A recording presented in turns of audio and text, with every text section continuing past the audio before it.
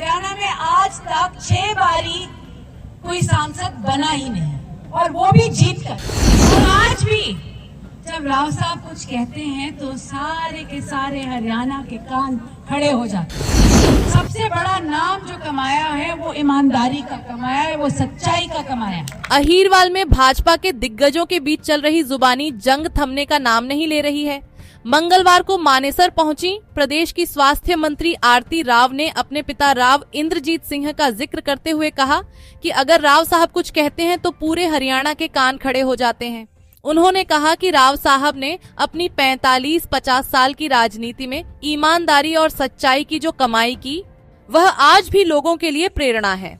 वहीं आरती राव एक बार फिर मानेसर से निर्दलीय मेयर डॉक्टर इंद्रजीत यादव के समर्थन में खुलकर सामने आईं और उनके घर आयोजित चाय पर चर्चा कार्यक्रम में पहुंची। इस दौरान उन्होंने कहा, जो लोग साथ देते हैं उनके साथ हमेशा खड़े रहना चाहिए। वहीं इस कार्यक्रम के बाद सियासी चर्चा तेज हो गई है। जब बात होती है राव साहब की, राव साहब 6 बारी लोकसभा के मेंबर बने, और ये बहुत बड़ी बात है हरियाणा के लिए, क्योंकि हरियाणा में आज तक 6 बारी कोई सांसद बना ही नहीं, और वो भी जीत कर। ये नहीं कि नॉमिनेटेड सांसद बना हो, जीत कर कोई 6 बारी सांसद नहीं बना। ये आप सबकी देन है, आप सभी का बहुत बहुत धन्यवाद। और आज भी जब राव साहब कुछ कहते हैं तो सारे के सारे हरियाणा के कान खड़े हो जाते हैं। क्यों खड़े हो जाते हैं? क्योंकि राव साहब ने अपने 45-50 साल की राजनीति में सबसे बड़ा नाम जो कमाया है वो ईमानदारी का कमाया है, वो सच्चाई का कमाया है, और वो कभी फिजूल की बातें नहीं करते। राव साहब हमेशा अपने लोगों के साथ, उनके सामने एक कवच बन के खड़े रहते हैं। वो बहुत लोगों को अच्छा नहीं लगता, मगर लोगों को बहुत पसंद आता है, क्योंकि उनकी सच्चाई, उनकी हक की लड़ाई लड़ने वाला एक ईमानदार सिपाही, उनके सेनापति उनके सामने हमेशा खड़े रहते हैं। और यही सीख राव साहब ने मुझे दी। आज के दिन मैं अपनी राजनीतिक सफर में अभी मेरी शुरुआत हुई है। 10 साल से मैं बोल रही थी कि मैं राजनीति में आऊंगी। भारतीय जनता पार्टी का बहुत बहुत धन्यवाद। इस बार उन्होंने मुझे टिकट दी, मुझे विधायक बनने का एक मौका दिया, और उसके बाद मुझे मंत्री बनाया। बहुत बहुत धन्यवाद। पर जैसे अभी कहा उन्होंने कि आप अटेली की विधायक हैं, मैं तो कहती हूँ कि अटेली वालों ने मुझे वोट दिया, मुझे जिताया, उनका बहुत बहुत धन्यवाद। मगर पूरे इलाके की सरदारी आज के दिन उन्होंने मुझे आशीर्वाद दिया, इसलिए मैं आगे बढ़ी हूँ। आप सभी का बहुत बहुत धन्यवाद।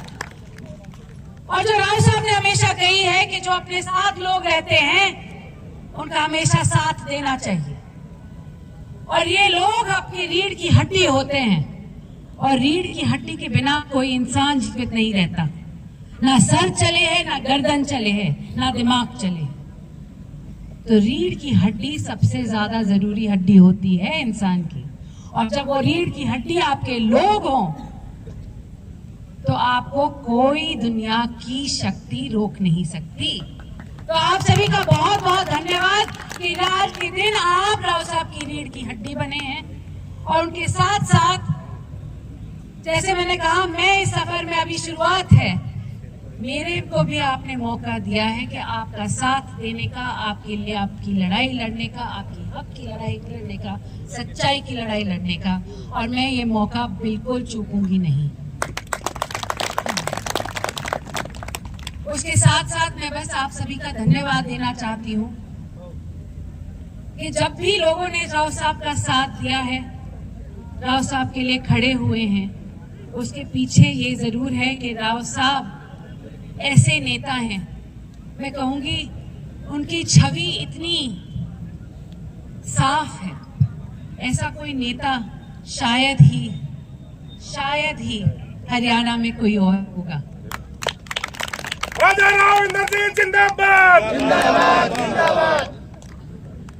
और उसी छवि को आगे बढ़ाते हुए राव साहब ने मेरी माता जी, मैं बोलूंगी, मैं अपनी माँ को भी थोड़ा श्रेय दे दूं यहाँ पे, क्योंकि जब बचपन से बड़ा करते हैं तो दोनों की सीख चलती हैं।